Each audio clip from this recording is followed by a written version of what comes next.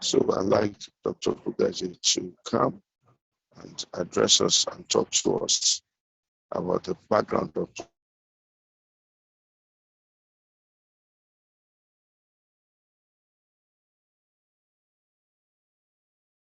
I think he's very, very well qualified for a long time, even since the new structure that we have. And then, of course, I'm going to be expecting him to give us an idea of what he thinks the political future of Nigeria is, and especially what he thinks 2023 will portend.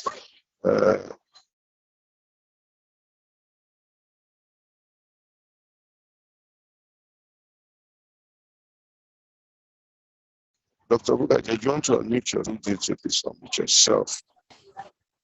Yes, I have done so. Okay, good. You want to put on your picture? We want to see your handsome face. Well, I thought my video is on. We can't see you. Okay. Maybe because I'm on a veranda, a little out of, so there's a bit of sun, so it might make my glasses are photochromic, so they might appear to be a bit dark. So I apologize for that, but it will subside as the sun goes a little down. Like I said, how much time do I have? 15 minutes, 20 minutes, 30 minutes? Is an interactive session. I think we were going to be talking to you, and then you have another to be asking you questions. So can I but I'd like you to give us no, I just want you to give us but I will ask you questions and I expect that you respond. Okay. Questions. I want you to give us a bit of a background as to how you got into the political process in the first place. Well, maybe I should start by the fact that I graduated experience and background in French Nigerian political culture. You still can't see your face though. Yeah, I think my video is fairly clear. Maybe you didn't join with your video when you joined. No, I did. And I can see myself on the dashboard. I can see that I can see myself on the dashboard. I don't know. Some of us can see you, sir, but not everyone. Must be invisible. So it can't be from me then. Okay. Okay. I'm the only one who can't see you. Maybe it's all my sins that's not making me see. So I forgive my sin. I forgive myself. So, yeah. Okay, I can see that we Doctor, go ahead. Okay, so let me first greet everyone that has found time to join us in a discussion that I think is, for me, a very key issue at this particular point in time. I think I was asked a question about my interest or when I decided to join politics. Can I start with that?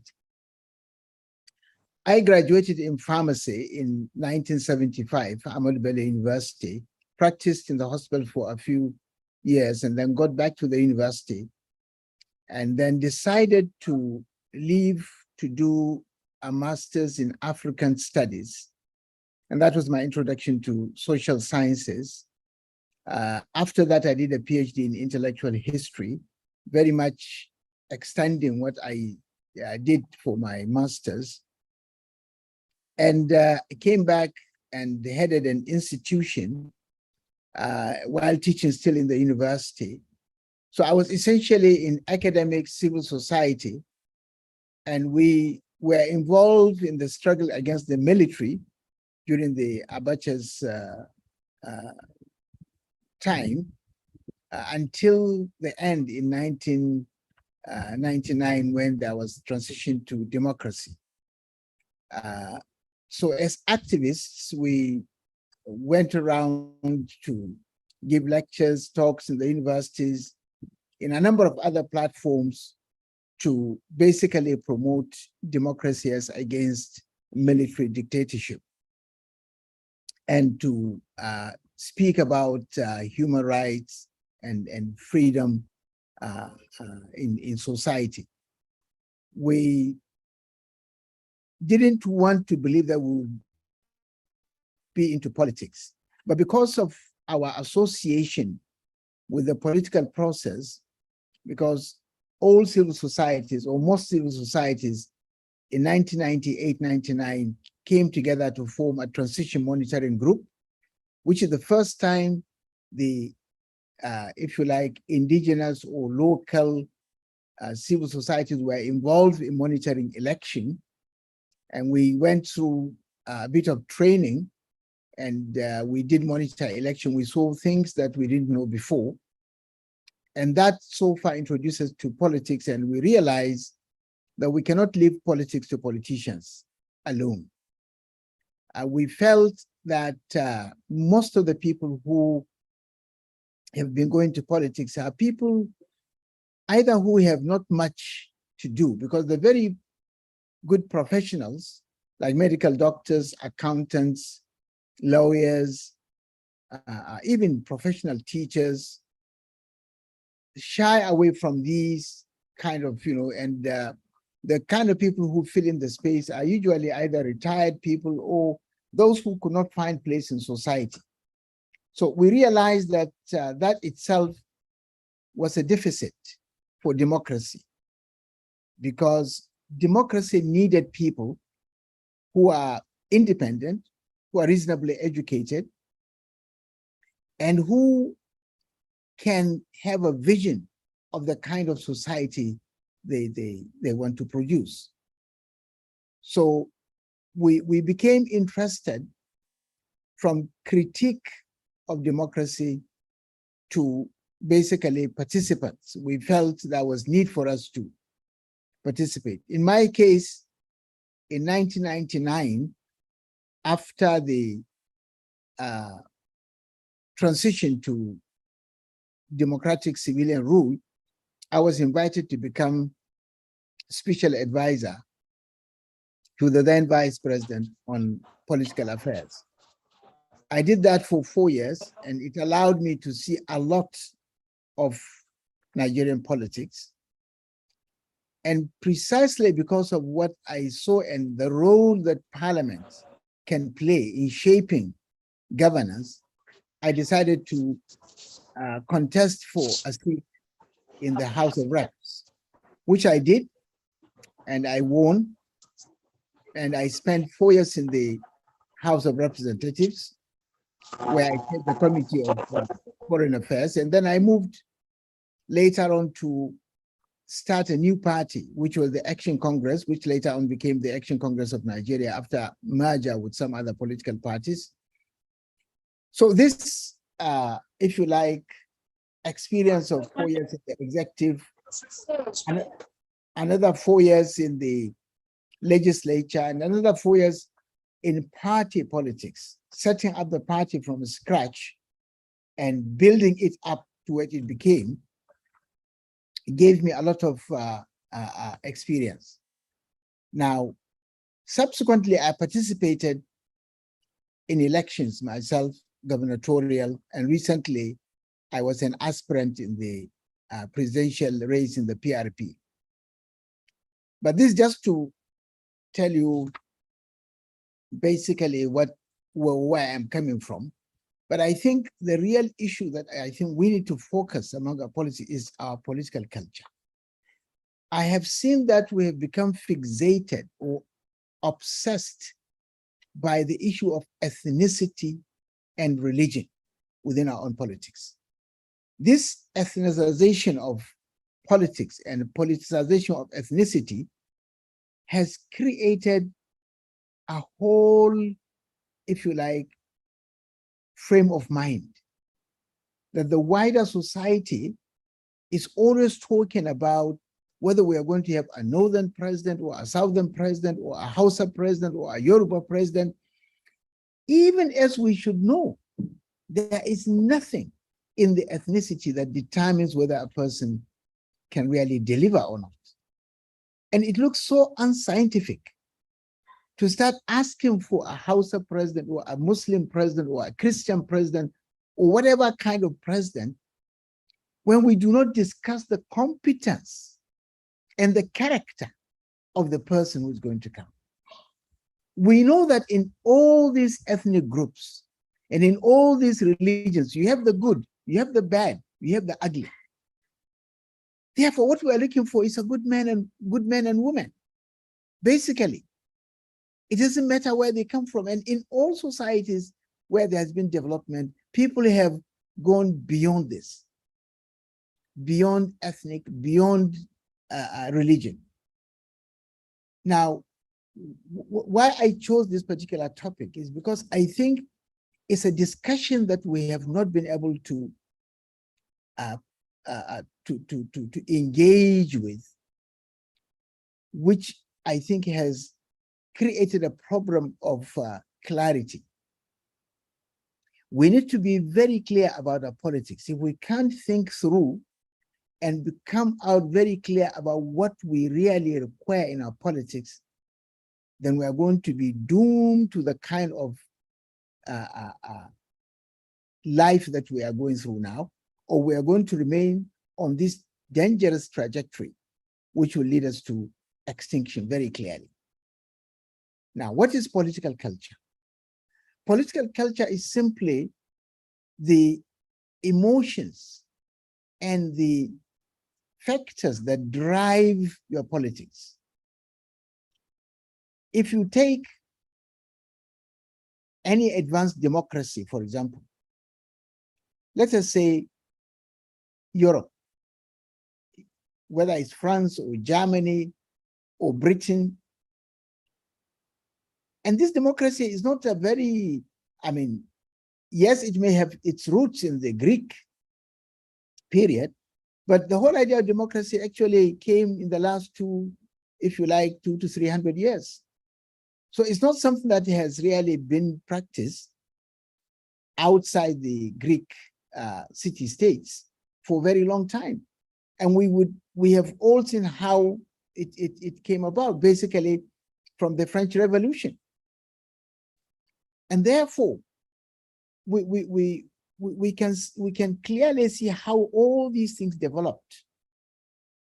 And in these advanced democracies, what actually matters and what issues are always on the table when it comes to politics is basically three: the issue of competence, the issue of character, and, if you like, the idea of a superior argument. So if a politician comes and speaks, you look at his records, you look at his character. If he has worked anywhere, you look at how much has he delivered where he worked. And the basic, if you like, criteria in evaluating what he says is the superiority of that argument, is the, if you like, plausibility of what he says. Now, very rarely people care to know where he comes from, what he does, and what. So it's important. And basically, this is how they managed their societies very well, because they prioritize knowledge, they prioritize superior argument, they prioritize competence. In fact, competence above character. Too often you find politicians that might not have a very good character in terms, especially moral, but yet they're able to deliver. And you find that they become popular. People still elect them because they believe they can solve the problems of society. The whole idea of governance is actually to solve the problem of society. So political culture is those, if you like, emotions, criteria, the kind of frame of mind, what do you prioritize? Now, when you come to our politics today in particular, you find that the major factor in our politics is money. Elections are no longer won. They are purchased with money right in front of people. You have seen what delegates did, whether they came to Eagle Square or they did it in different locations, the same story. Money bags come with a lot of money. They buy off delegates. They purchase the election. They become the candidates. They go to the general elections. They distribute money. We have seen what's happened recently in Ekiti, in Oshun. Money was given. People were competing for how much they will get. Nobody cared about the competence of the governor. Nobody cared about the character of the governor. Nobody cared about what the governor would do after he has won the election. People are so short-sighted, so engrossed with money that it became the major determining factor. Now, other than that, of course, there are two other factors that come along with money. One of them is violence, and we have seen a lot of violence. And if you take the statistics, in elections, violence has been increasing to a point where we are not even sure if we can have the next general election. Not only because of violence within the political culture, but also because of the level of insecurity, which is a kind of violence. It's a horizontal violence, it's called, where citizens kill citizens and the state is just watching. So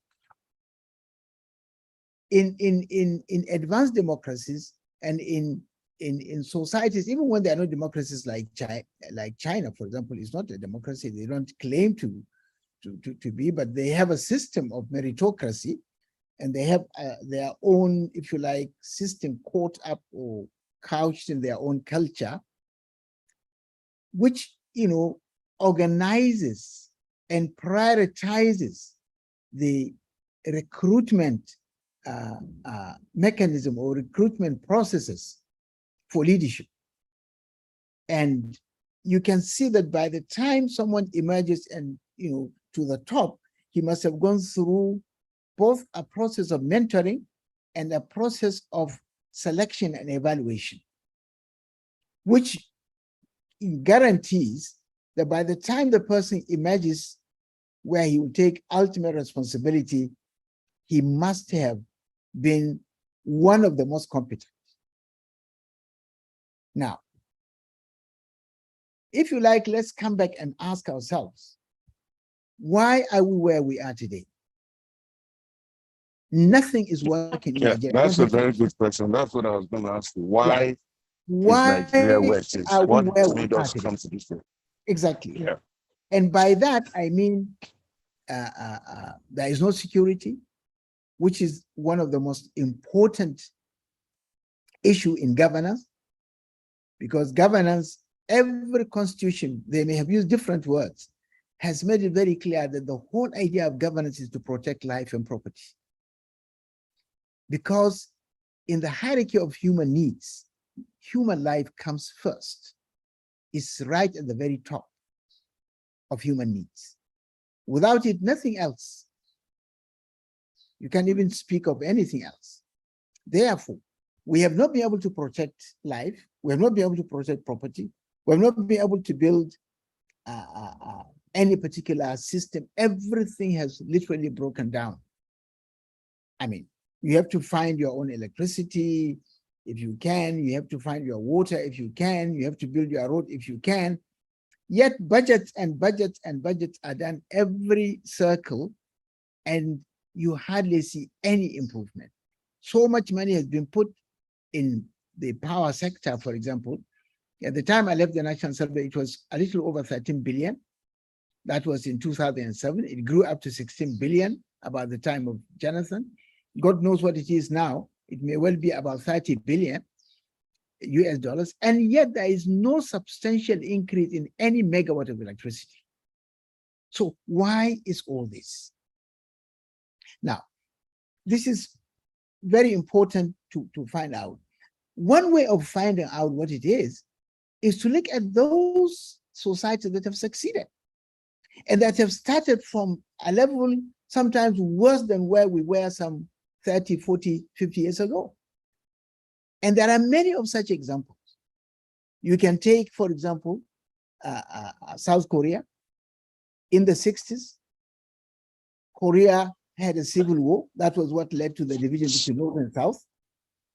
And South Korea was declared in the 60s as the second poorest country in the world.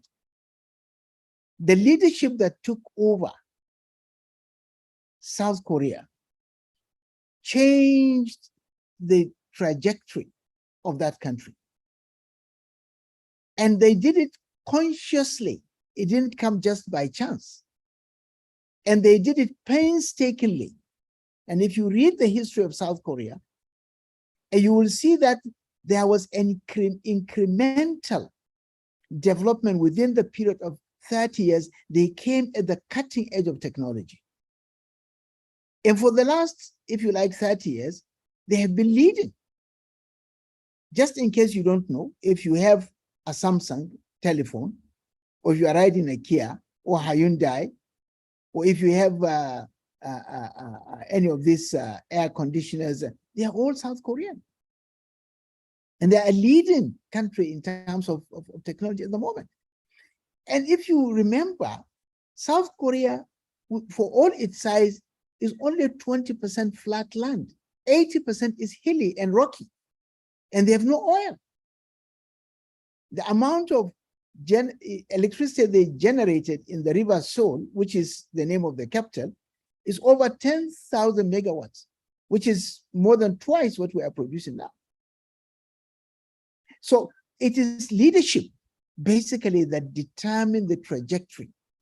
It's leadership that captures a vision and struggles to get their society to where they are. If you look at Singapore, Singapore was like a fishing village before it broke away from Malaysia. And Lee Kuan Yew was a student in the university. And they took a decision as youth in university that they are going to transform their country. It was a hell of a trouble, but look at them, they are able to do it. Otherwise, just a few years back, I mean, it was a slum, really. Now, and of course, for the last 25 years or more, I mean, Singapore has one of the best educational systems. Singapore is the cleanest city, the city with the least, like. Oh, we know South Korea. What, Dr. Usman? Can you hear me? Yes, I can. What can we do in Nigeria to change the narrative? Yeah, I'm coming. I'm coming to that. I just want people to understand it is leadership. So if you read the story of Singapore, you know that it was leadership that changed all that. Look at Rwanda, if you come closer home. 20 years ago, there was this terrible genocide between the two major tribes of Tutsi and Hutu. Nearly 800,000 were said to be dead. And if you go to the Kigali and you go to the museum, you see the level of the destruction that actually took place. But within just the last 20 years or so, it is one of the fastest growing economy in Africa. It has achieved a lot of the sustainable development goals of the United Nations, including being the parliament with the largest number of women in the world. So all this, again, if you look at it, was Kagame who took over and changed all that.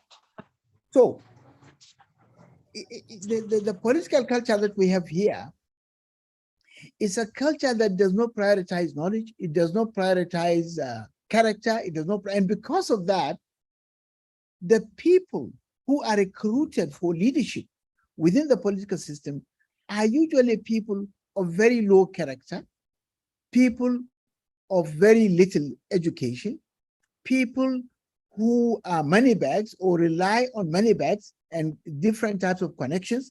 And the moment they come to point, to seats of authority, what their mind is busy on is how do they make money and more money and more money.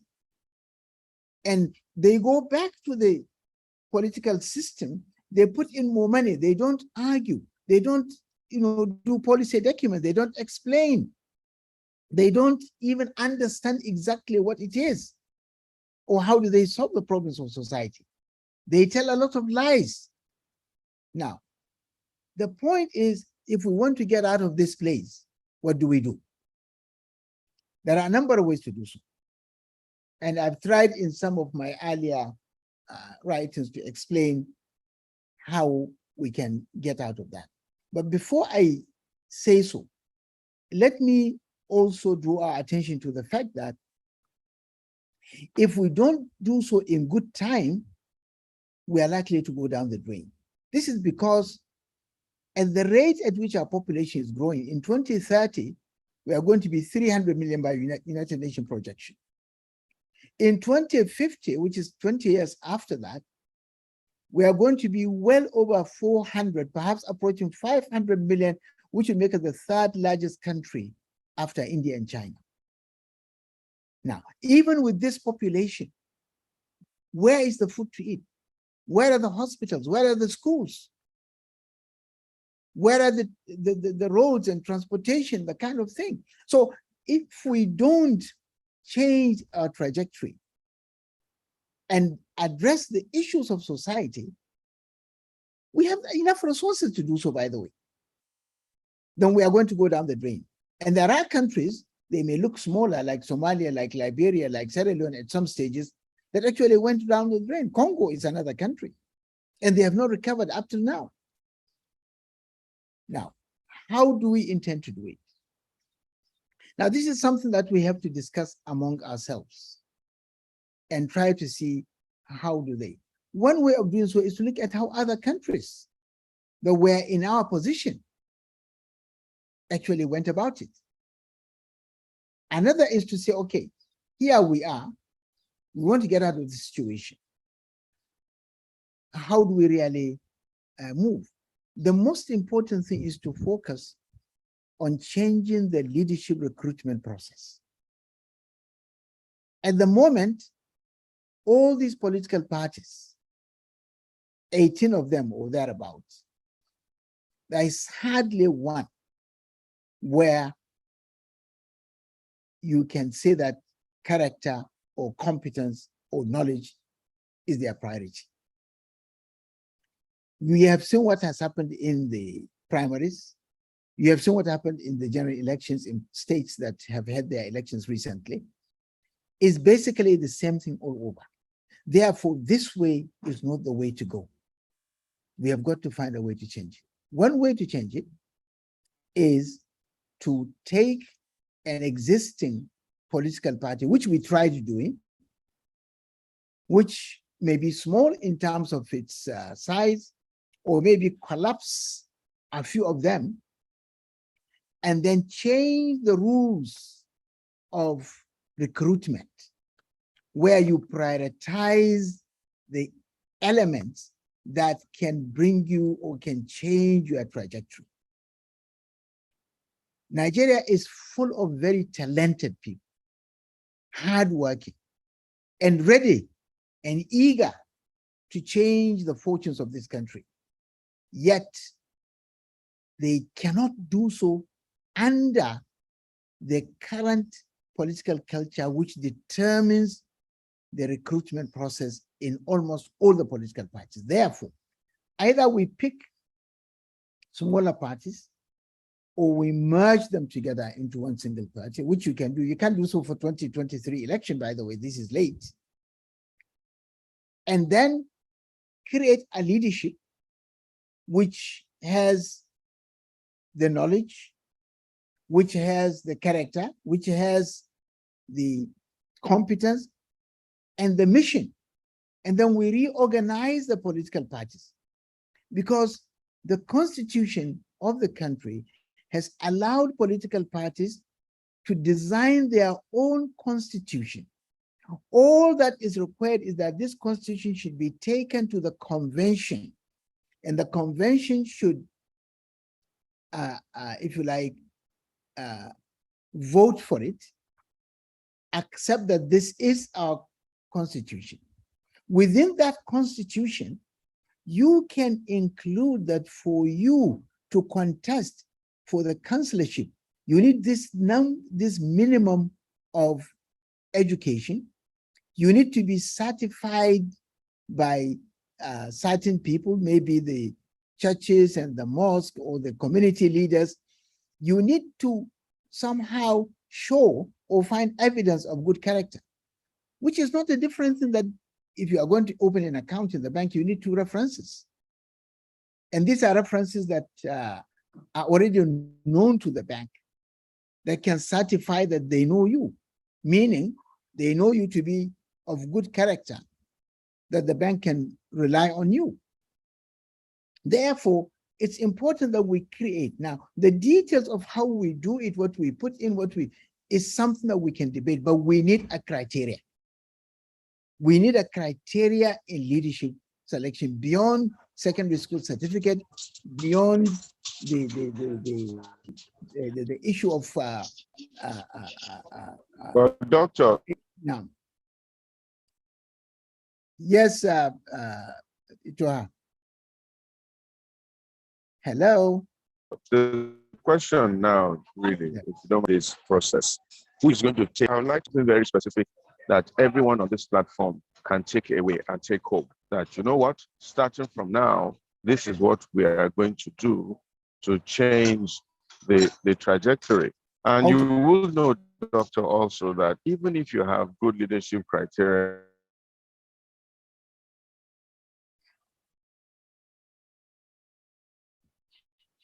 So sorry. Maybe you can for each of the parties, exception criteria with problems that we have. Why? Sorry, Ituah, I can't hear you. I mean, the electorate are so ignorant, they're so uninformed, they're so okay. You can't hear me? I think you have got my the connection. point. Your connection is it's a bit problematic. The voice doesn't come People through. hear me, Breaking. you know.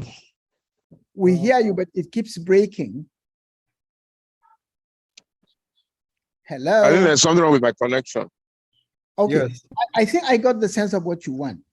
If you want me to break it down, is simply to say, okay, let the either RNI, that's the platform that you chair, or RNP, that's the Rescue Nigeria project. These are all registered platforms.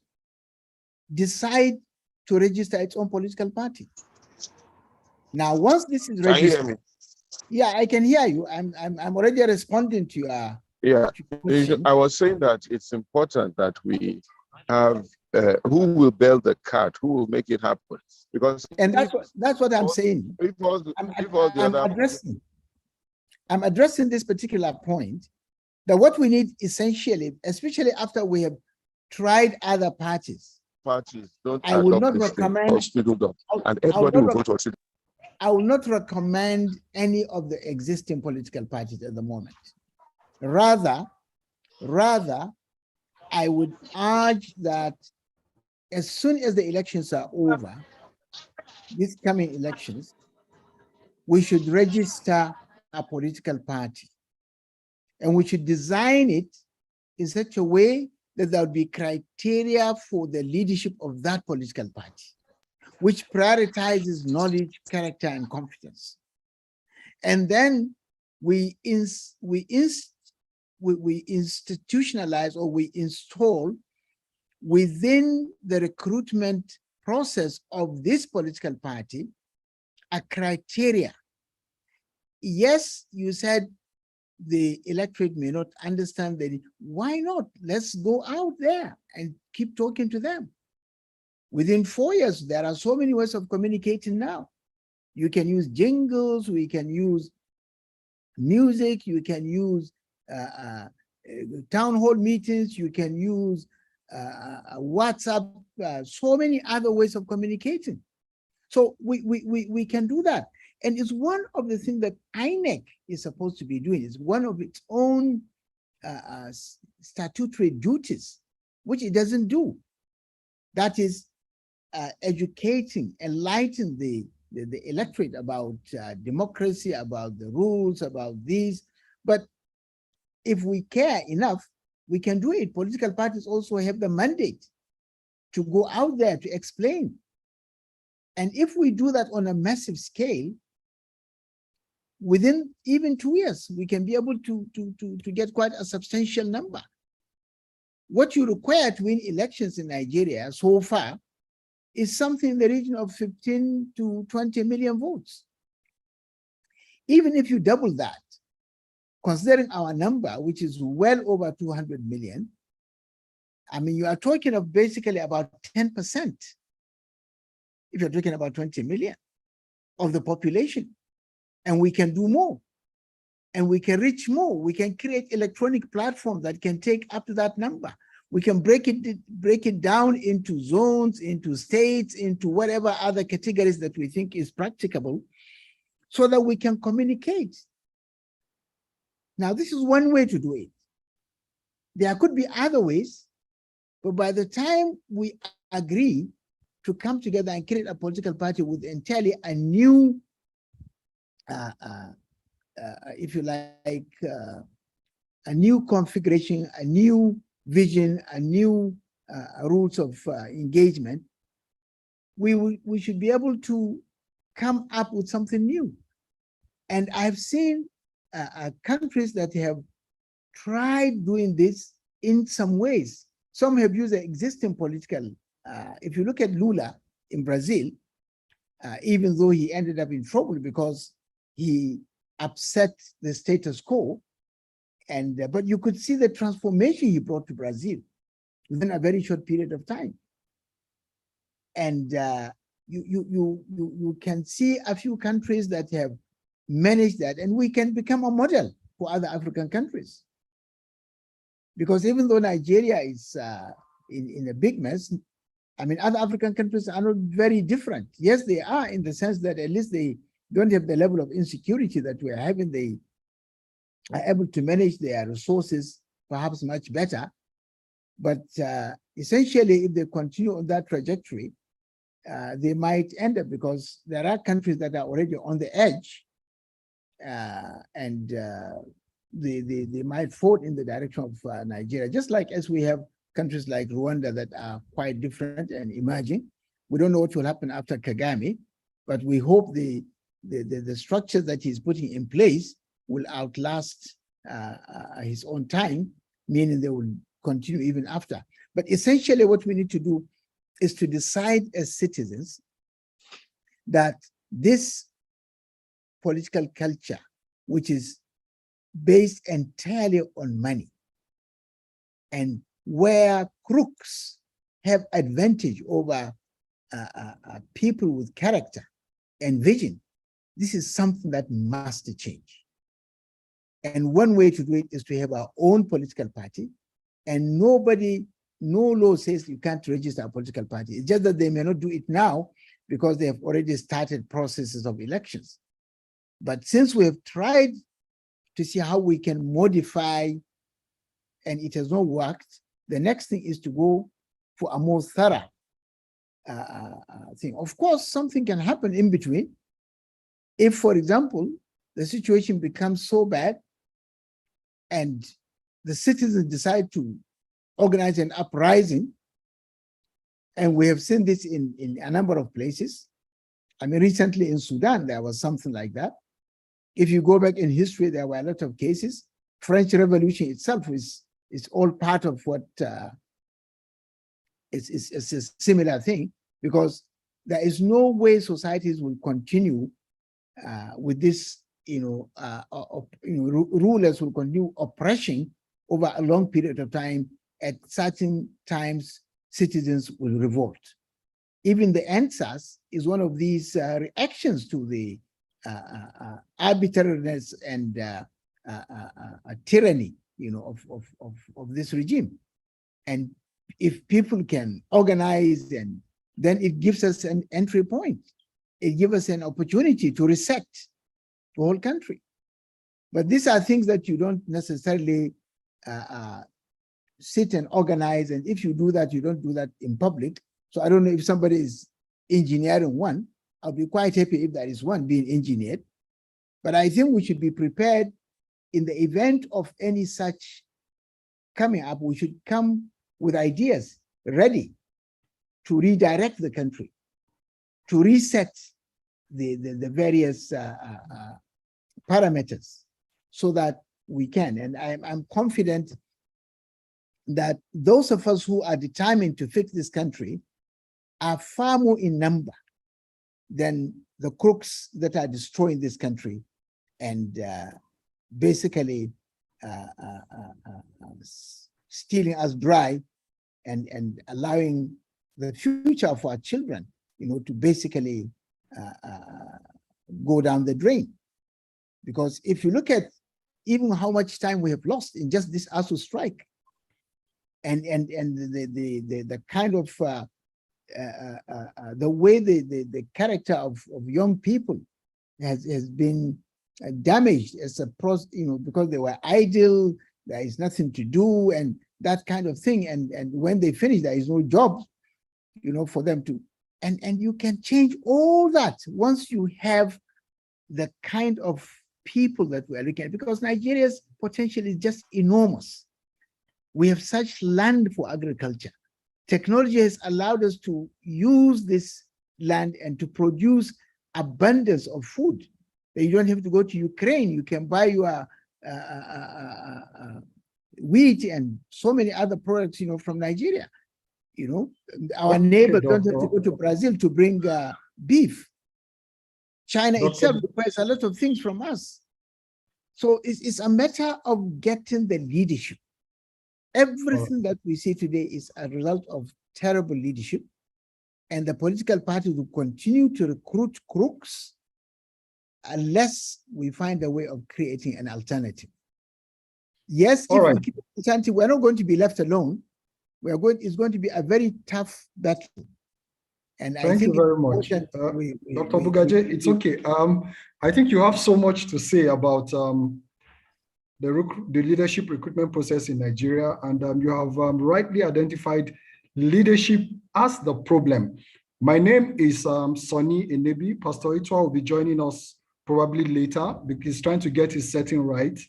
And if he doesn't, I will be taking over from here. But just to let you know that at some stage, we will allow the participants. Can you hear me? Yeah, we can hear you. I can hear you at least. Okay, very good. At some stage, we allow the participants to field questions, and they will ask questions both on the platform and through the chat. We have heard you. You said Nigeria needs a reset. Nigeria needs to reorganize. The leadership recruitment process is faulty. The leaders are not exactly visionary. And so we need to have a restart. You gave the example of Singapore, Malaysia, rightfully so, even back in Africa. You spoke about Rwanda. My sense is you are not comfortable with the two major political parties that we have. Right now, a lot of people are pushing a third force, which is the Labour Party. They are growing on the wings of the dissatisfaction, like you have expressed here. What do you think that movement stands to do in this election cycle? And if anything, how can it be propelled if you support that kind of a movement? Well, very clearly, I can say very loudly that I don't think either the APC or the PDP is the solution. But in the circumstances, you may take the lesser of the two evils if you have to choose between the two. Now, as for the Labour Party has not been able to recruit and has not been able to communicate to the whole country, because the candidate of the Labour Party is being seen as an Igbo candidate. No matter how much may be said about his competence, his character, the strategic communication coming from Labour is that he's a Southern and is an Igbo candidate. Now, that is exactly what I want us to avoid. Because once you go into that idea of where the person comes from, without prioritizing what is his competence, what is his character, what are his records, then you fall into that same political culture where ethnicity or regional or religion becomes the priority. I don't know if there is enough time for labor to be able to bring in other parts of the country and convince them that the country will be much better off under them. Now, this is something for them to do. We tried severally to have what I don't like to use the word the third force, because there's a lot of hype around it, but we tried to bring in a collegiate leadership. And if Ituah joins us, he might want to say more about that. And what is this collegiate leadership? It's a leadership of all the competent people that we can put in Nigeria. If you take the top competent people who have the trust of their own people, by the time you put them together, everybody can see someone that he can relate to. And this group will now select whoever they feel comfortable about them, and then he becomes the flag bearer. But knowing that even as flag bearer, these are going to be his team. If I want to find out Labour, where is the team of the Labour candidate? Who are they? I don't know them. Just like I wouldn't know the team that both PDP and APC are putting together. Maybe they will do so subsequently. Now, when I talk about team here, I'm not talking about a policy team. A policy team is different, because policy team is a group of people who are experts in different fields, in power, in transport, in health, education, put together to bring out a good program for their own, in their own sector. That the best way to, first they study the situation in the sector, and then they now produce a document that will say, these are the policies to move it from this stage to this stage to that stage, and guide the candidate when he becomes the president to now establish or implement those particular ideas. Now, the team I'm talking about are the team that are going to constitute his own cabinet. I would like to see his cabinet right now, because when I elect a president, I want to elect a team. I know the president alone cannot do it. He needs a team. So who are the team? And the team needs to come and engage the electorate. If the president comes, I would like to see him with his own team, engaging the electorate. These are the people who are going to be ministers. They can be 10, they can be 20, they can be 30, but we need to know them. And this is what we try doing. We try the big tent, we try the collegial leadership. Specifically, if you like, myself, Ituah, Ighodalo, and Pat Otomi have spent nights over this issue. We have traveled places over this issue. But we could not find a political party that can agree to this. When I decided, I was invited to join the PRP, I put out in writing a letter to them that I'm prepared to come, but look, I want you to accept the concept of collegial leadership. And I wrote to them what it is. To be fair to them, they invited me, they set up a committee, invited me. I sat down with the committee to explain to them what collegial leadership is. And they, in principle, accepted it. And then I joined. Of course, what happened after is a different thing. The same issue of money, which was used to purchase, votes of the delegates. But that is what happens everywhere, so it's not any news anymore. The point I'm making is the issue of third force, I think, is just hype. What we need is an alternative. And those who really want this country to change, especially young people, who are the greatest stakeholders. Because if this country becomes better, they are the ones who are going to enjoy it. If it doesn't, God forbid, they are the ones who are going to suffer. So they should be the ones to be interested in an alternative. And to guarantee that alternative, you need this collegiate leadership. These are competent people, trusted people with the knowledge, with the character, coming together around a candidate or around a president, if he succeeds, becoming the ministers, because what brings them together is that mission to fix this country. And that is what should be. On the other hand, a lot of the parties, the people that come around are people who want to share the booty. Yeah, they want to become ministers. But if you ask anyone of most of them, what are they going to do when they become ministers? They will not be able to articulate that. They have no vision for the ministries that they are going to go. And therefore, there will be nothing, no change, just like we are seeing now.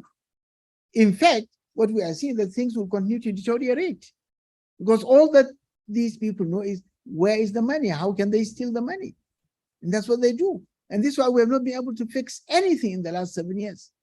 If you like, from 1999, we have been fumbling and tumbling. We have not been able actually to register any substantial progress anywhere. We can pinpoint one or two things here. Okay, Doc, let me just ask this. I mean, I hear you, and I will also open the floor for engagement. You are saying invariably that the third force that we're hearing now is just a hype. And instead of going for that hype, we should settle for one of the two evils, in your view, because that hype is not going to get us. When I say two evils, I'm not being specific. I'm using the idiom as it comes in the language. Yes, sir. You can settle between 5 evils, if you like, or 10 evils. No. So we have the two major political parties, which is PDP and APC. I mean, we are all on the same page that these two people are actually one set of people. In fact, even the third force are an extract of those two. Okay. Yeah. And do we want to continue to do the same thing that has gotten us to where we are? Or will you actually advocate a shift in the way we do what we're going to do in 2023? Whether they do it or not, what will you advocate? I would prefer a shift if we can organize it. My sense is we are a bit late, but if it can still be done, that would be better. And precisely because I think we are late, the thing to do is to start planning for the future from today. Meaning, we agree on the platform that we could all come together that will transform into a political party. And we can do all our paperwork now. Immediately after the election, it doesn't matter who wins. We should start our own, register our political party and start going around, explaining to people why we need a new political party. So who will lead this charge? Engaging. Who will lead this charge? How does it start? It will be the leaders of the different platforms. I am available for this. This is what I've been trying to do in the last God knows how many years. Ituah is leading Rebuild Nigeria initiative. Okay. Pat Otomi has the Big Tent, is leading the Big Tent. And a few other people are there who are having other platforms. We need to collapse these platforms. I'm not saying we should stop with the different names, but if we all agree to come, we create one platform, and then we design our own thing. But what I want us to avoid is the idea of predetermining that the president must come from this particular tribe or religion or particular part of the country. The moment you introduce that factor, you destroy the issue of competence.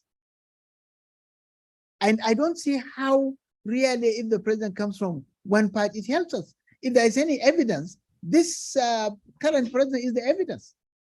He is coming from a particular state. But go to the state and see what has changed. The state is in the worst condition that it has ever been since it has been created. So how does even getting a president from your own part of the country helps you? I find this so stupid, so unscientific. What we need to do is to overcome that. So we should go for And competence, character, and superior argument, like you said. Exactly. Yeah. For example, if any one of us is sick, God forbid, what does he do? He goes to the hospital, isn't it? That's true.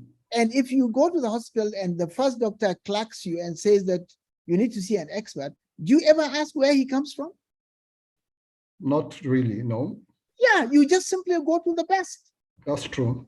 And he will examine you as a professional. He will not want to know where you come from. Okay, doctor. I hear the criteria.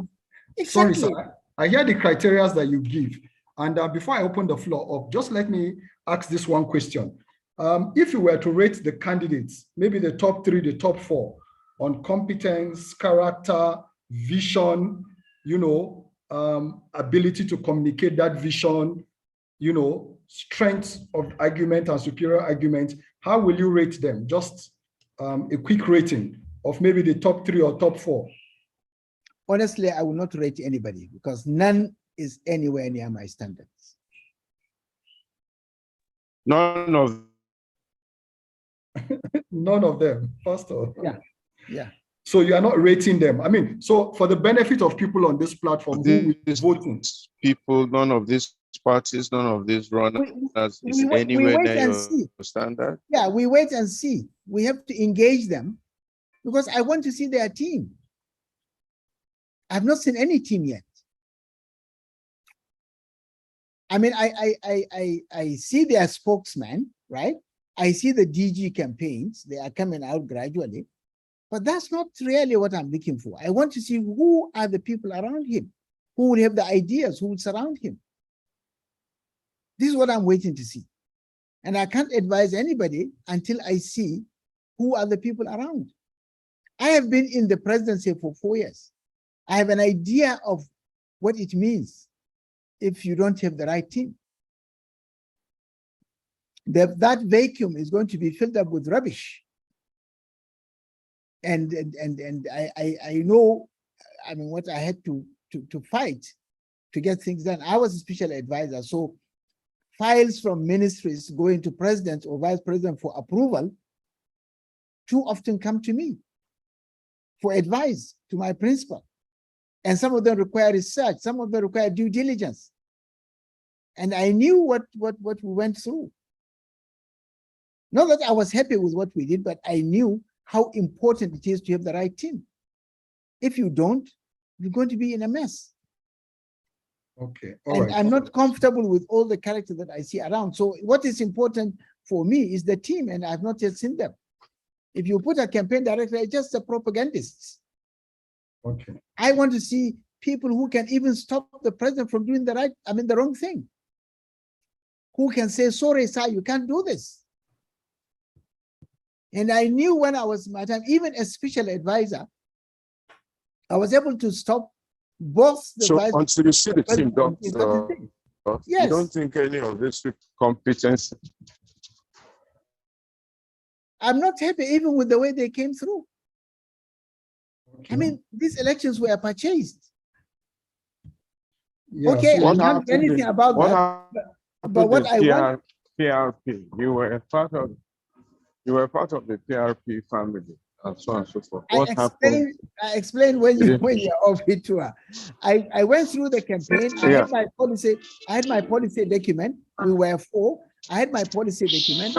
I went to north and south everywhere, and none of the 3 others had any policy document. On the day of election, there was money, brought out and distributed to people, and the results that were in elections in states where there were no elections at all, results were concocted, figures were changed, and I wrote, a whole 5-pager, I think, to the party. Up till now, the party has not responded. I told them in places like this, places like that, and they have not responded. You are not part of the formation of the party, the leadership of the party, and then the party goes on to behave in.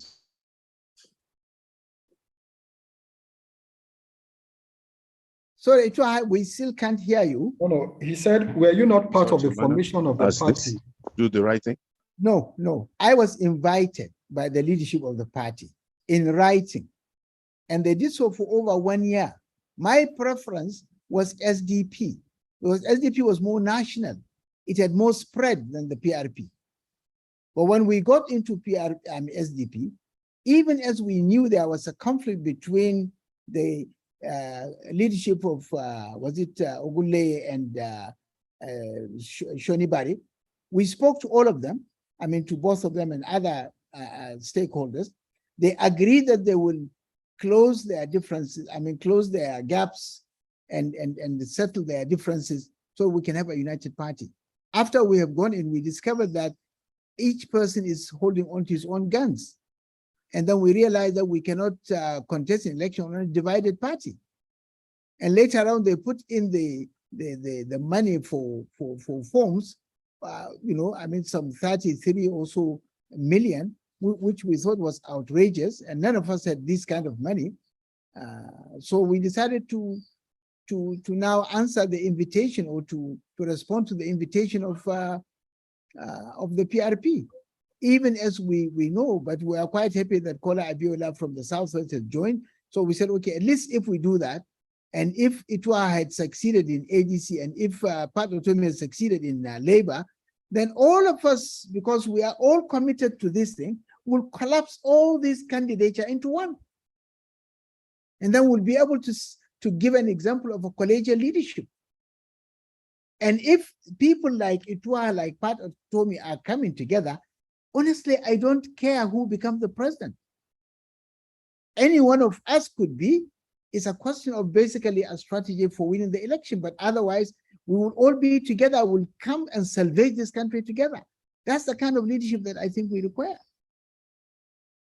But not people who are out there just waiting to cash on the booty and steal money and all the show and the aggrandizement that goes with the office, and the kind of what do you call this, the behaviors that you are very familiar with.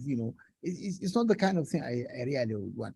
I mean, if any one of them, after we have seen the team and after we have engaged them, we find one that we might have a policy space to at least do 1 or 2, 3 things, maybe we may decide to participate. But for me, I first want to see a team. I have been approached by so many, I don't want to mention the names, parties. Some, they wanted me to become their vice presidential candidates, about 3 different parties. Others have invited me to join the campaign, structure. I mean, even today, some people came to me and they said, look, we want to, I said, no, I want to, talk to the candidate. I want to see his team. I don't have to be in any particular party. I don't have to take a government job at my age. I have better things doing. But certainly, even if I find myself eventually in one particular party, I will continue to pursue for as long as I can the creation of an alternative platform that will bring in the competent people that we require. Because I believe at the moment is the only way out of this imbroglio. If anybody has any other idea, honestly, I'm prepared to listen. I don't claim monopoly. Let's see whether people have other ideas. There are some contributions on the platform. People have chats. We have 2 people raising up their hands to either make a contribution or ask a question. I will quickly take the 2 questions. One from Charles Odion Iyore and the other from Fash. Please be very brief. Be very, very brief. Charles, you can unmute yourself and go ahead. 1 minute. Thank you. Thank you very much, Dr. Bugaje. I felt it was a very brilliant presentation. But like I said, it's not enough for us to just present. We must go forward. Key word you've used there is provide alternatives. And I think there's no one can stop you from beginning to put those alternatives out as of now. I want to know if you're putting out those alternatives. We know how dishonest the banking system is. We know how dishonest the civil service is. And you have said you are part of the presidency. I just put out a note just now to the presidency. I hope you look at it. So it is clear, written there, what kind of things we can do right now. We don't need to wait until 2023. Thank you for a brilliant presentation. Thank you. Thank you, Charles. Thank you, Charles. Thank you, Charles. Fash. Yes, thank you so much. Good afternoon or good evening, Dr. Bugaje. Thank you for your presentation. And My pleasure. yeah, I like the fact that you mentioned that we should focus more on competence. But then, given that the majority of the electorate are pretty much undereducated, or as we may put it, not as cosmopolitan as the rest of the elites would be, do you see, or do you what consideration do you have for sort of like a rotational type of presidency, as you would as is the case in, say, Belgium, where it rotates between the Flemish, and the French and the Italians, or in Switzerland as well, where it rotates, between the various ethnic groups? Because by and large, it almost feels like the plurality of the country isn't necessarily reflected in the elites that aspire to the leadership positions. So as much as we might push for competence, there is always that, sentiment that arises from the various ethnic nationalities. Well, I really would want to thank you very much, Vash, for the comment and for the question. I honestly think that it would be retrogressive to go back to this issue of ethnicity. Yes, as a matter of reality, I acknowledge that the different, if you like, tribes or groups are still in that frame of mind. But this frame of mind has been reinforced by our political culture. And we must make effort to get out of that. And it's not impossible to do so. It's not even as difficult as some people think. Because if you go to Wuse Market, you will find all the ethnic groups together, trading, exchanging banters, being friends. And in matters of market, they will all cooperate. And it can be anybody who is going to be the chairman or the president or whatever nomenclature they use, to head the market. And you won't find any particular thing. So if in reality, in our everyday life, this is something that we can do, why don't we be inspired by that thing in the market, then take inspiration from our rotten politics? So honestly, I don't want us to go back to any rotational.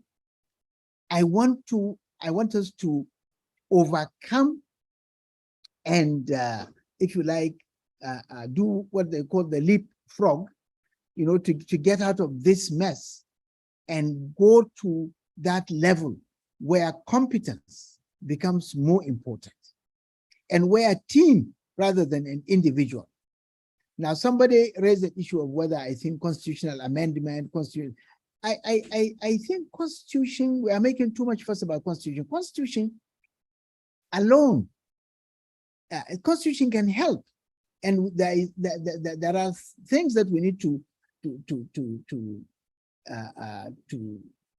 change in our constitution, especially the overwhelming presence of the federal government.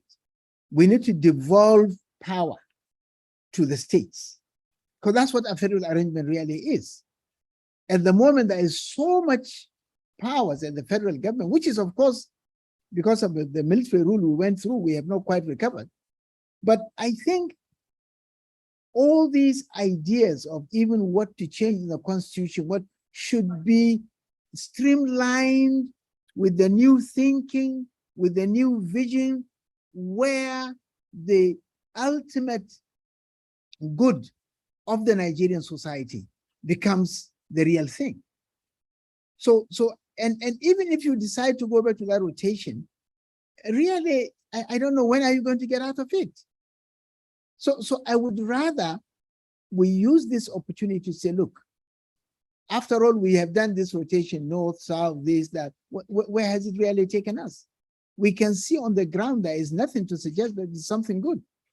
So I would rather we become models for Belgium rather than, taking inspiration from Belgium, because the circumstances in Belgium and the circumstances here are completely, they may be similar, but they are still different. And in any case, I know in history, we have had polities in Africa that have done better than the policies in Europe, especially in the Middle Ages. In 15th, 16th, 17th century, there were polities in Africa that were better managed, better organized than the kingdoms of a lot of the things in Europe. So we don't have to always take Europe as a model. We should look inward and be inspired by our own history. Partly because we have not read our history, we don't know if this is why perhaps we think it's only Europe that has been able to produce the good polities. So I would rather we become ourselves and we regenerate ourselves. We become inspired by our own history, by our own culture, which essentially is good. And I really feel we should be ourselves and let Nigeria lead Africa, not only Africa, let them lead the world. In any case, brilliant Nigerians are working abroad and leading and heading departments in spite of all that you see, which means that it's just the political culture really that we need to. If we don't change it, then we have no future. Basically, that's my message. Okay. Thank you very much, sir. We have more questions, but there are a few comments and questions on the platform. It says that somebody, Al-Hassan here, says that the speaker said the Labour candidate is an Igbo candidate. Does he think the APC and PDP candidates are Yoruba and Hausa candidates? Now let me ask Al-Hassan, let him understand there is a perception that he is, and there are people who present him so. That's the point I'm making. Now, in the same way in APC, people talk about Yoruba president. The same way in PDP, people talk about. The point I'm making is that for me, it's not where you come from. It's not your tribe, it's not your religion. How competent are you? What is your character? What is your team? I want to see your team. Who are the people that you are going to work with you? This is what really is important. I've gone through this reasonably enough for the last 25 years or so to see very clearly that it's not it's not who you said you are. It is what you can offer. It's what you can do on the ground. So when I spoke about this, I'm speaking about the perception that people have. And perception is more important than reality in politics. And this is why I want us to scrap this idea completely, to go for what really matters. And I've just given you an example of a president coming from Katsina. Katsina is in a terrible state, in terms of poverty, in terms of insecurity, in terms of education, in almost every parameter, every index, after 7 years. So for what reason would I want my president to come from my state? The whole idea is silly, honestly. So I think we need to get out of it. I will stand my ground any day, anywhere, that for as long as we still promote ethnicity and religion in matters where competence and character are important, for as long as we remain in the kind of crisis that we are at the moment. Okay. All right, thank you. I have one more comment to question to take from Oluwayemisi Suzanne Oyewumi. She said, sir, could you tell us the best way to reset Nigeria back to factory setting and the best way to inject it into our leaders to compel them to follow what has been drafted in the Constitution? The second comment, she said, the problem of our country has been tied to the non-amendment of the Nigerian Constitution. Which part of the Constitution has been amended by Dr. Jonathan? Could you help shed light on that, sir? Okay, I've already spoken about Constitution. I agree that there should be constitutional changes, but I don't want us again to make everything to look constitutional. That by the time we change the Constitution, that everything will go well. No, what is important is the leadership, is the mental frame of the leadership, is their ability to have a vision for this country, is their competence and the level of knowledge that will allow them to provide the solution to the problems of this country. So let's not, give Constitution more prominence than it actually has. So I still want us, I agree for a constitutional amendment. And the major thing in that constitutional amendment is devolution of power. The federal government should have very little powers, and the state should be given the powers of their police and a lot of other things. Agriculture is already up. Right now, there is a debate on the water bill. The federal government still wants to control water, which is located in particular states, which doesn't make sense really for me. So the point I'm making is, yes, we need constitutional amendment, but we should not again ignore the issue of leadership. Now, for resetting, she said back to factory setting. I wish we can do factory setting, but sadly there are 3 areas for me that are so important when we come to. One, a criteria for leadership.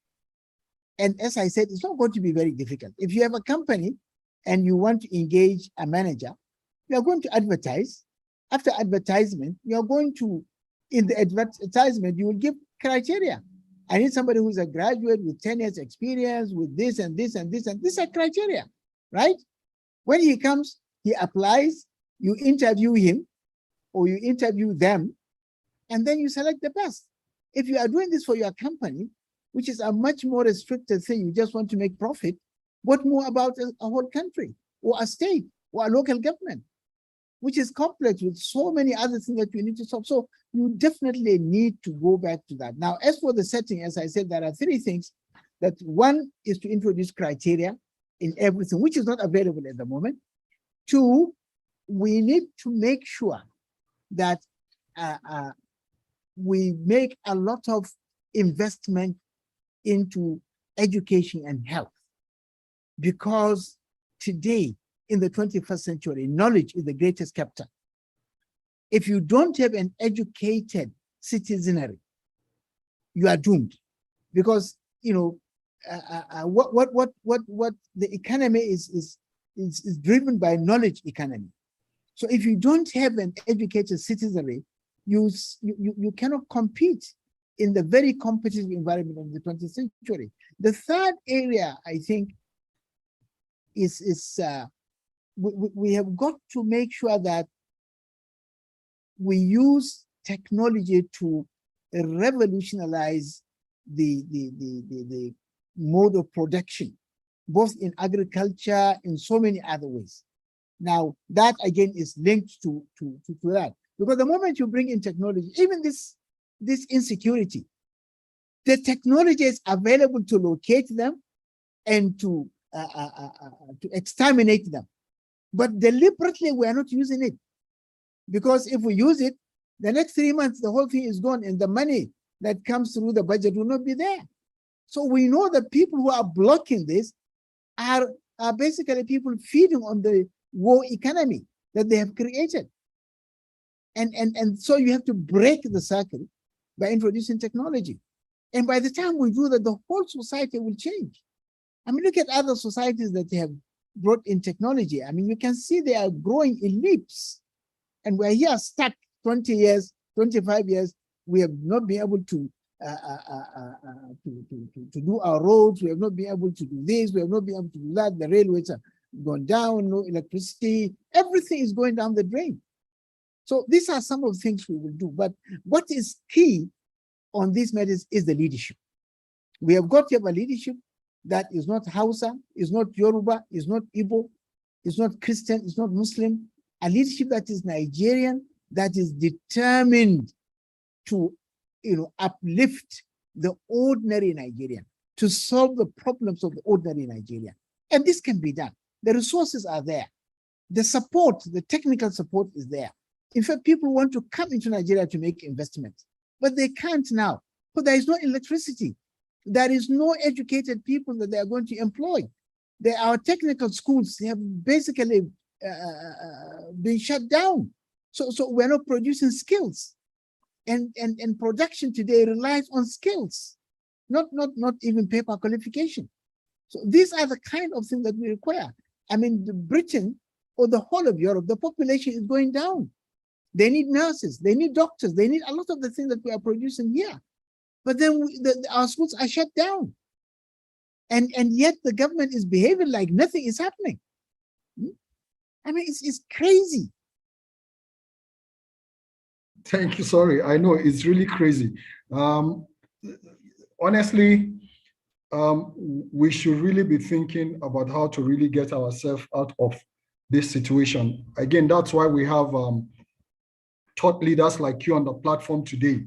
You spoke about criteria, and one of the things we are doing in the African Leadership Group is to advance a scoring criteria for assessing our leaders.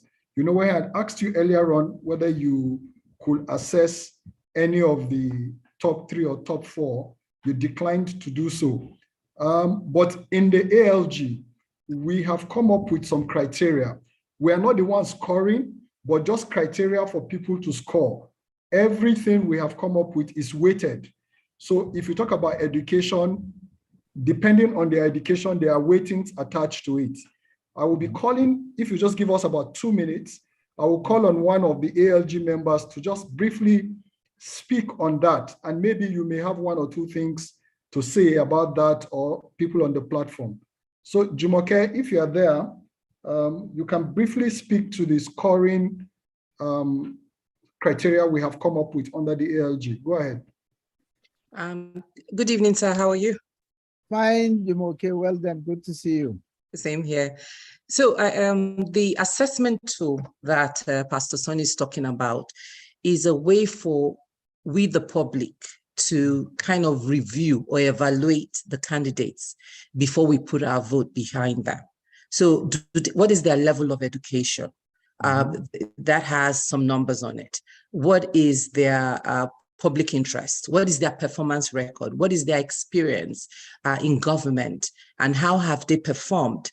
Those are some of the things that are on the scoring. We call it the assessment tool, and it does have values behind it. We also talk about age, for example. I know some people say age doesn't matter, but it's also there. How is it beneficial to have someone in their 60s, take over the affairs of the country, or is it better to have someone in their 90s do that? So this assessment tool will be rolling out. We are going to have a session to describe what it is before it is in the hands of the public. But it's also very important for everyone to take an active interest in government, in selecting their leadership, because I think that's probably been largely one of our problems. We've always felt we didn't have a choice. The leaders have been imposed on us. But this assessment tool kind of empowers us, gives us that power that we can evaluate who we're choosing as our leader. And these are the qualities. We look at leadership criteria, like 7 important leadership criteria. We describe what that is. And I believe Pastor Sonny, Pastor Ituah is going to have a session to really go through that. But it's critical for us to use those assessment tools and get it in the hands of every Nigerian to look at it before they cast their vote behind a candidate. Good. Can I just say a few, I need to study it, but just as you read it out, I can see about 3 things missing that for me that are important. I don't know how to measure it, but I think we have to find a way. I would want to have a president or a leader who is humble. I don't want an arrogant leader. Of course, the more knowledgeable you are, the more humble you become. Because I want somebody who will listen and who can admit when his ideas are not the best. And he can pick good ideas and run with it. Not somebody who will say, no, it has to be my own way. So I think humility is important. I also think we need to make sure that the leader has I'm looking for a word for it, but let me go to the more obvious one, and then I come back to this last one. We need a leader also who can show us his team and how he selected them. Now, this is important because without a team, I really don't see a leader. If you just call out to somebody, he may be a very good man, right? But his ability to assemble a team is actually, we have that described in it. And I was trying to summarize. We have a visionary leadership, that's good. Honesty and integrity, humility, you talked about that, flexibility, confidence, and a motivator. Humility and discipline is also very, and then accessibility, and then intellectual capacity, and then we go on to describe it. I just didn't want to take the entire time to describe what is on that because it would take us a long time to do that. But it was just to sensitize people that this is coming, and this is something that we've really been thinking about as a very necessary tool for us to use in not just in the presidential election. Okay, the third one I thought was missing, but it may have been subsumed or, under some of things, which perhaps the closest way I can put it is the courage. Because you need a courage to tackle the corruption in this country. You need courage. And so I can reach out to you offline and get some of your thoughts and see if there's a way we can embellish this more, because it's quite comprehensive, but I don't want to take away from what we're talking about. So I'll reach out to you. The issue of age is always an issue that is quite sensitive. Sensitive in the sense that young people look at their chances. I would want us to go back to an empirical evidence, the marshmallow test. The marshmallow test was carried out in the 60s, I think in USCL, and clearly it shows what is important in leadership is the emotional intelligence, the ability to postpone gratification. That staying power is more important than age. And it's not a matter of age, it's a matter of character. It's an aspect of people's character. As for age, I think health is the issue. We can have people in their 50s with diabetes, with kidney. You can have even people in their 30s. So age is not so much. I mean, you can have somebody in his 70s. Look at Obasanjo, he's still going over the place. God knows how old he is at the moment. But he's fit, right? Yeah, I'll reach out to you and then maybe set up the time. I would rather we become more scientific. Okay. All right. Thank you, sir. I'll reach out to you privately. Yeah, to share that with you. Thank you. All right. Thank you. Pastor Ituah, are you able to join us? I can see him here.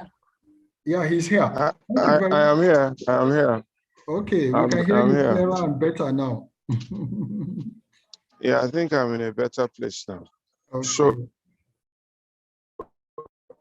go ahead. Do you have questions for him?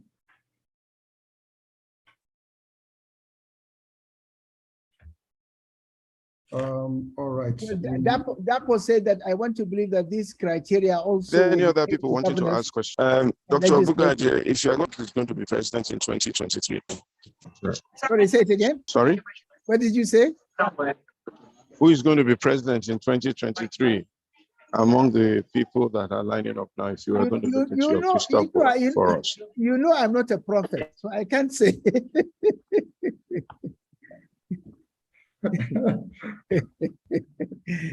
I can't say who's going to be, but honestly, I'm not as hopeful. Whatever happens, whoever comes, we need to design and promote an alternative. I don't see a product of this rotten system really solving the problems of this country. He may try, but I would rather we develop an alternative. I mean, if there is a party that will be prepared to re-engineer itself, that will be okay.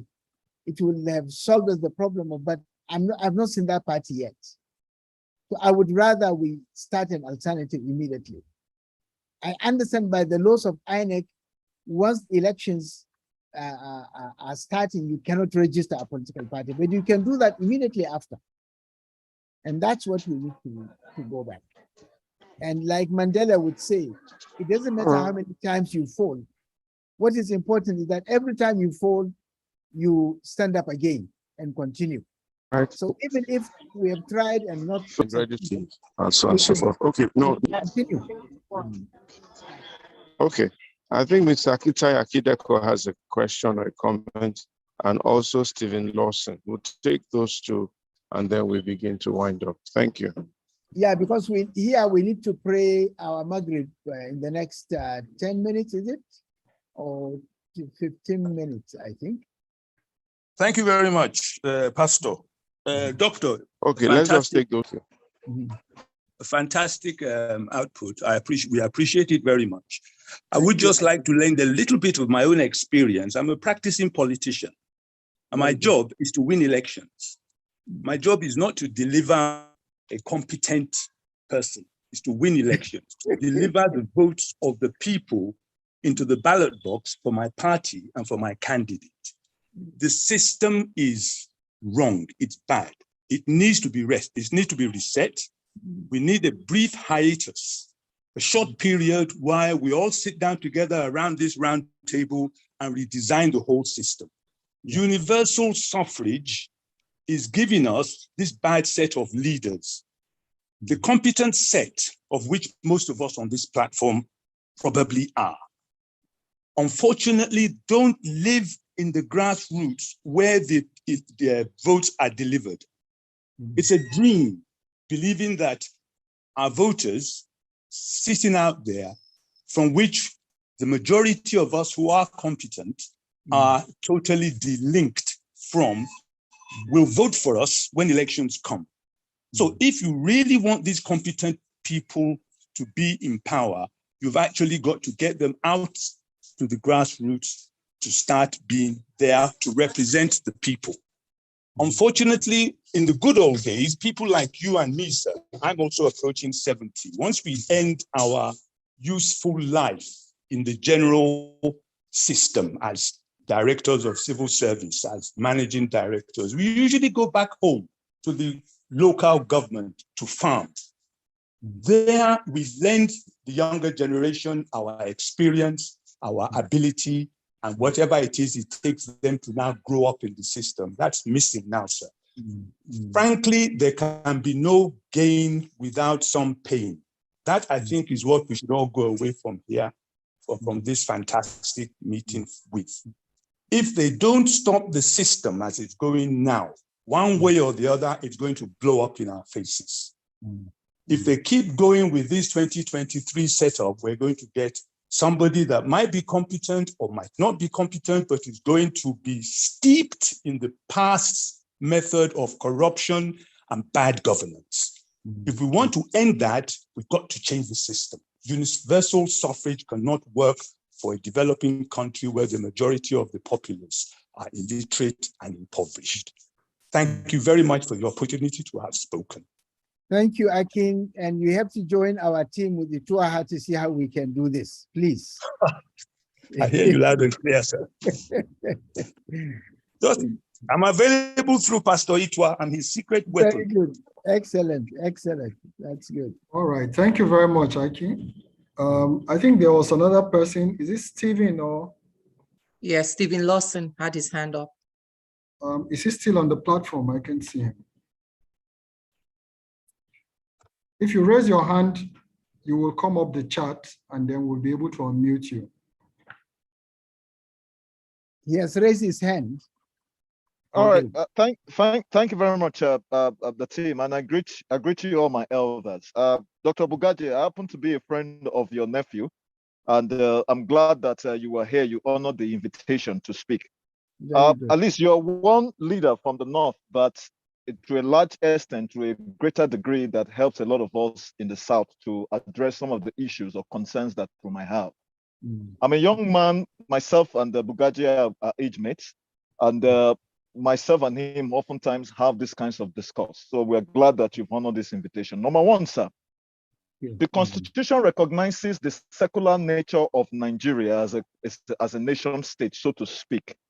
However, the Muslim ticket of the APC created so much more in terms of some of the rumors that a lot of Nigerians perhaps might not want to address, in terms of the fact that there is a fear, so to speak, that there is an Islamization agenda that Nigeria is on the path towards. You are a Muslim, and you are one of the Muslims that a lot of us respect and admire. We know some of the questions actually goes back to 1985 from the Abuja Declaration, and as well as Nigerian membership of OIC.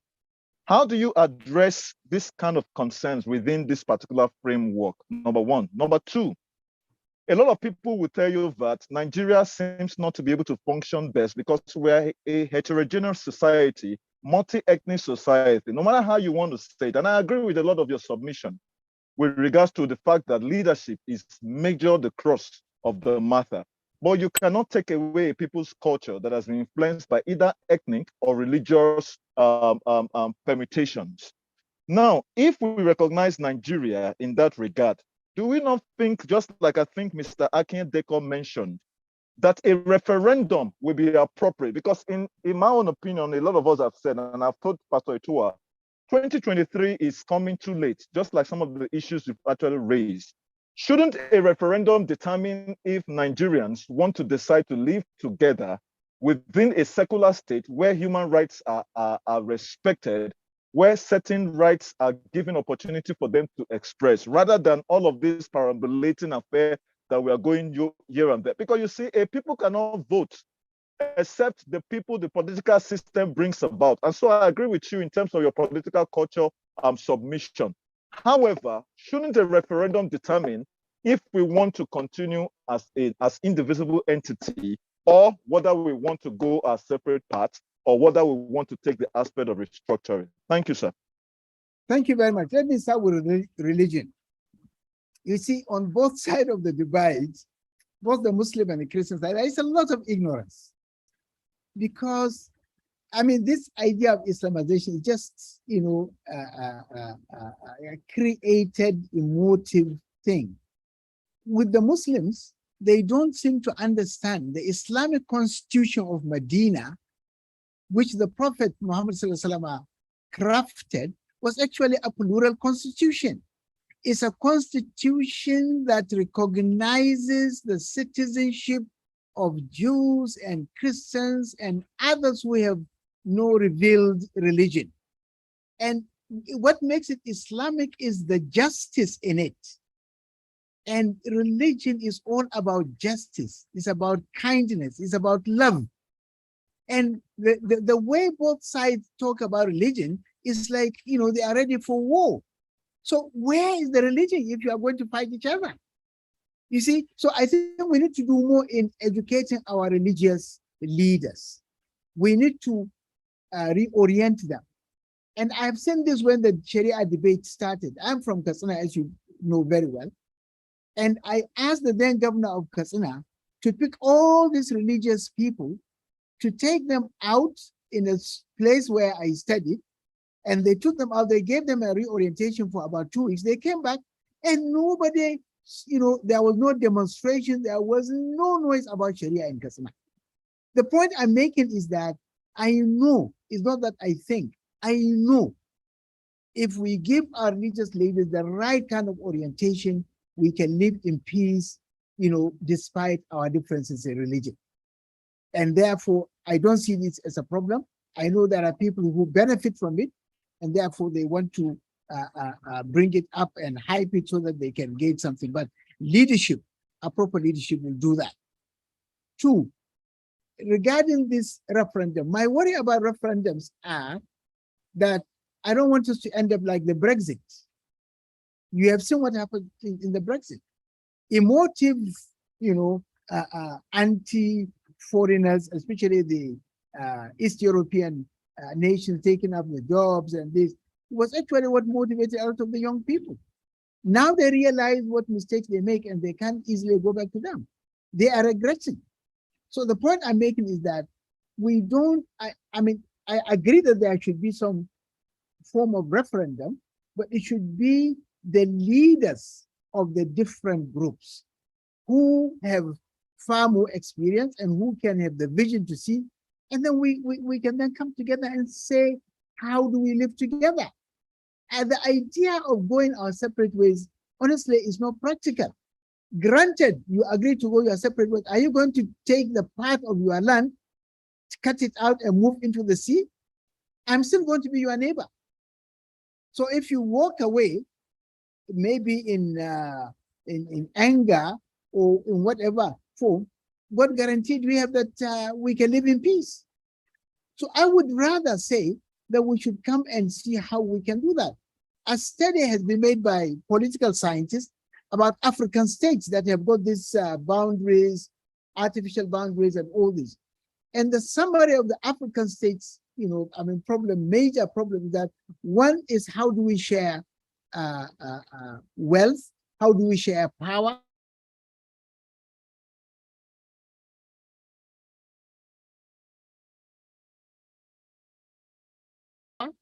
But you plural arrangement where all these cultures and religions can actually flourish, in fact, and enrich each other. You can have a formula to share wealth. You can have a formula to share power. So I don't think it is about separation. It's about the kind of rules and regulations or the kind of arrangement that will give everybody the confidence that he's going to be treated fairly. That's what we do, and that is not impossible.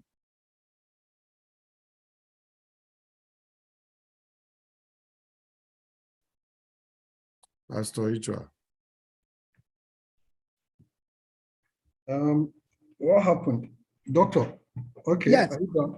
Yeah, I'm done.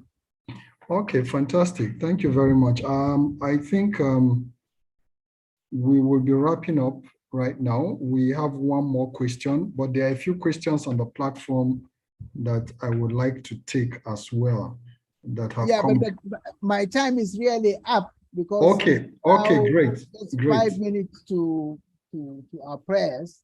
Okay, all right. Prayer you have to do when it is time. The others you have. I think we can close. Okay, I think we can really close.